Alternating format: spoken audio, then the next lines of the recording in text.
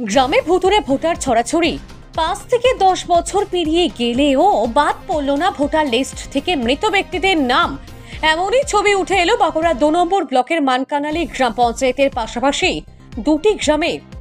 এলাকায় বাড়ি বাড়ি ঘুরে তারা দেখেন ওই দুই গ্রামের ভোটার তালিকায় এমন 25 থেকে 30 জন গ্রামবাসীর নাম রয়েছে যাতে সকলেরই মৃত্যু হয়েছে। গ্রামবাসীদের দাবি, ওই তালিকায় থাকা ব্যক্তিদের কারোর মৃত্যু হয়েছে 5 বছর আগে, আবার কারোর মৃত্যু হয়েছে 10 বছর আগে। স্থানীয়দের দাবি, পরিবারের তরফে ভোটারদের মৃত্যুর তথ্য স্থানীয় গ্রাম পঞ্চায়েতে জানানো হলে রেশন সহ অন্যান্য সুযোগ সুবিধা বন্ধ হয়ে যায়, কিন্তু ভোটার তালিকা থেকে তাদের নাম বাদ দেওয়া হয়নি আজও।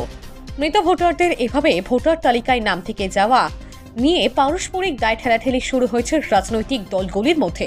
তৃণমূলের দাবি, সরকারি দপ্তরগুলিতে এখনো বামপন্থী কর্মীদের প্রভাব রয়েছে, সেই কর্মীরাই বিজেপির সঙ্গে যোগসাজশ করে মৃতদের নাম ভোটার তালিকায় রেখে দিয়েছে। বামেদের পাল্টা দাবি, বিজেপির সঙ্গে তৃণমূলের আতাত সারা রাজ্যের মানুষ জানেন, ভোটে কারচুপি করার ক্ষেত্রেও তৃণমূল সিদ্ধহস্ত। এখন নিজেদের ভাবমূর্তি উদ্ধার করতে তারা এইসব করে বেড়াচ্ছে, কিন্তু তাতে লাভ কিছু হবে না। বিজেপির দাবি, রাজ্য সরকারি কর্মচারীদের মাধ্যমেই নির্বাচন কমিশন ভোটার তালিকায় নাম সংযোজন ও বিয়োজন করে থাকে। এক্ষেত্রে মৃত ভোটারদের নাম তালিকা থেকে বিয়োজন করা না হয়ে থাকলে তার সম্পূর্ণ দায় রাজ্যের। এক বছর আগে মারা যাওয়ার পরেও তো দেখতে পাওয়া যাচ্ছে ভোটার লিস্টে নাম রয়েছে। হ্যাঁ, এখন আমরা দেখতে পাচ্ছি, এতদিন জানি না। আপনি কি চাইছেন যে ভোটার লিস্টের নাম বাদ যাক? হ্যাঁ, এখন নাম যায় তো কি আর নাম রাখি তো। আপনারা জানিয়েছিলেন মারা যাওয়ার পরে? হ্যাঁ, মারা যাওয়ার পরে আমরা সব জানানো হয়ে গেছে তো। কিন্তু তাও কি ভোটার লিস্টের নাম বাদ দেয়নি? না, আমরা বলছি সব জায়গায় মনে হয় নাম বাদ দেওয়া হয়ে গেছে। এসছে, ভালো হয়েছে, যাতে এগুলো বাদ হোক তার জন্য এসছে এবং বাদ হোক সেটাই আমরা চাইছি। কি দেখতে পাচ্ছেন কি দেখতে পাচ্ছেন এখানে ভোটার লিস্ট এনেছে অনেকগুলো, দেখা যাচ্ছে তো এগুলো ভুয়ো ভোটার আছে, রয়ে গেছে তো। যেমন ভুয়া ভোটার বলতে যারা মৃত মারা গেছেন তাদের তো রয়ে গেছে, এগুলো তো রেখে তো আর কাজ হবে না। ভোটারটা যেটা রাজ্যের মাননীয় মুখ্যমন্ত্রী মমতা ব্যানার্জি বলেছেন সেটা কেঁচো করতে কেউটে বেরিয়েছে, প্রথম কথা।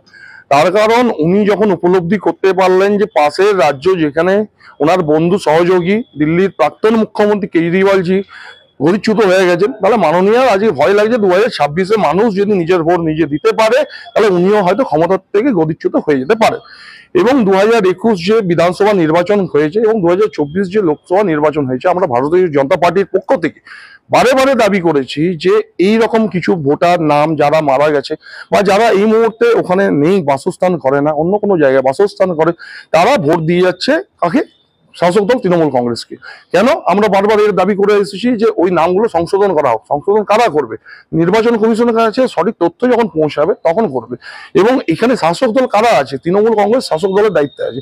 ওদের যে কর্মচারী আমলারা যদি সঠিক তথ্য না পৌঁছে নির্বাচন কমিশনের কাছে, তাহলে কিভাবে করা সম্ভব হবে?